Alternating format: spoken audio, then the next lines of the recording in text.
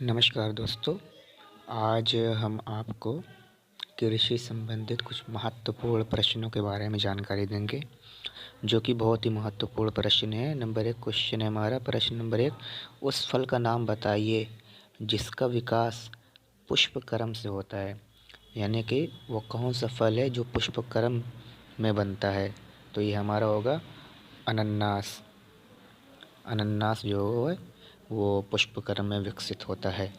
हमारा दूसरा क्वेश्चन है, पौधे के किस भाग से हमें हल्दी प्राप्त होती है। जो हल्दी हम जिसका यूज़ करते हैं वो पौधे के किस भाग से प्राप्त होता है। इसका आंसर उत्तर होगा हमारा तने से, स्टेम से जो है हमारी हल्दी प्राप्त होती है। तीसरा क्वेश्चन है हमारा, अदरक क्या है। यानी कि अदरक क्या है, रूट है, स्टेम है या लीफ है। तो अदरक हमारा रूपांतरित तना यानी कि मॉडिफाइड स्टेम है। हमारा अगला क्वेश्चन है, कपास यानी कॉटन के उस भाग का नाम बताइए जहाँ से हमें रेशा प्राप्त होता है या रेशा निकाला जाता है। कपास के उस भाग का नाम बताइए जहाँ से रेशा निकाला जाता है। तो इसका हमारा जो है वो आंसर होगा, वो अभी आपकी स्क्रीन पे आएगा कि जहाँ से हमें कपास प्राप्त होता है वो होता है हमें बीज से। जो कॉटन्स के बीज होते हैं उससे हमें जो है रेशा प्राप्त होता है।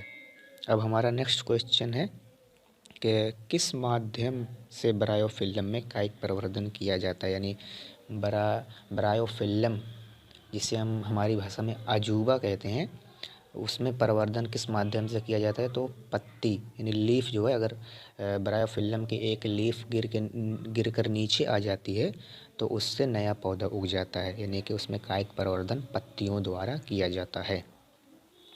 अब हमारा अगला क्वेश्चन है, उस पौधे का नाम बताइए जिसका फल नीचे ज़मीन में पाया जाता है। यानी कि वह कौन सा फल है जो ज़मीन के नीचे पाया जाता है। तो इसमें हमारा आंसर होगा जो है वो मूंगफली। मूंगफली जिसका जो है मूंगफली का बीएन यानी बोटैनिकल नेम होता है एरिकिस हाइपोजिया। एरिकिस हाइपोजिया मूंगफली। मूंगफली का फल जो है ज़मीन के नीचे पाया जाता है। मूंगफली दो प्रकार की होती है, एक गुच्छेदार मूंगफली होती है, एक फैलने वाली होती है। अब हमारा अगला क्वेश्चन है कि पानी का संवहन पौधे में कौन सा ऊतक करता है, नाम बताइए। यानी पौधों में जो ज़मीन से जड़ों के द्वारा पानी ऊपर जाता है वो कौन सा ऊतक उसको कार्य करता है। तो वो होता है हमारा जो है जाइलम। और जो है खाद्य पदार्थों का संबंध, जैसे पत्तियों से खाद्य पदार्थ जड़ों तक कैसे पहुँचते हैं, तो होता है फ्लोएम ऊतक। जाइलम पानी का संवहन, फ्लोएम भोज्य पदार्थों का संवहन करता है। अब हमारा अगला क्वेश्चन होगा, भारत में सबसे अधिक कौन सी फसल उगाई जाती है। भारत में सबसे अधिक कौन सी फसल उगाई जाती है, तो वो होगी हमारी धान।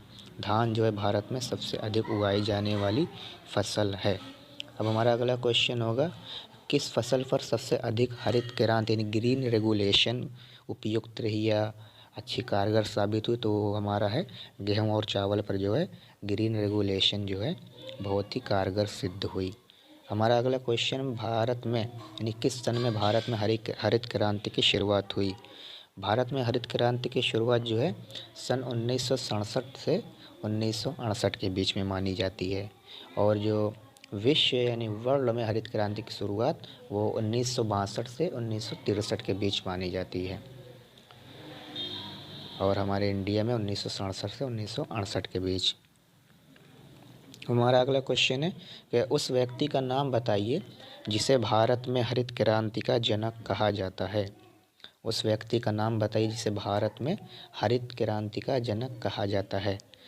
तो हरित क्रांति के जनक हमारे भारत में डॉक्टर एम.एस. स्वामीनाथन, जिनका अभी कुछ दिन पहले ही निधन हुआ है, 1-2 हफ्ते पहले जो है इनका निधन हो गया। और विश्व में जो है वो नॉर्मन ई बोरलॉग को जो है हरित क्रांति का जनक माना जाता है। तो हमारा आज का लास्ट और आखिरी क्वेश्चन है, उस व्यक्ति का नाम बताइए जिसे भारत में श्वेत क्रांति का जनक माना जाता है। यानी कि भारत में श्वेत क्रांति, सबसे पहले आपको पता होना चाहिए श्वेत क्रांति किससे संबंधित है। तो श्वेत क्रांति दुग्ध उत्पादन से संबंधित है, यानी मिल्क प्रोडक्शन से जो है श्वेत क्रांति संबंधित है। और इसका भारत में जनक जो है वो डॉक्टर वर्गीज कुरियन को माना जाता है। डॉक्टर वर्गीज कुरियन इसके जनक माने जाते हैं इंडिया में। तो दोस्तों इसी तरह के और भी जो है नॉलेजफुल वीडियो देखने के लिए हमारे चैनल को सब्सक्राइब कीजिए। आपका वीडियो देखने के लिए बहुत बहुत धन्यवाद।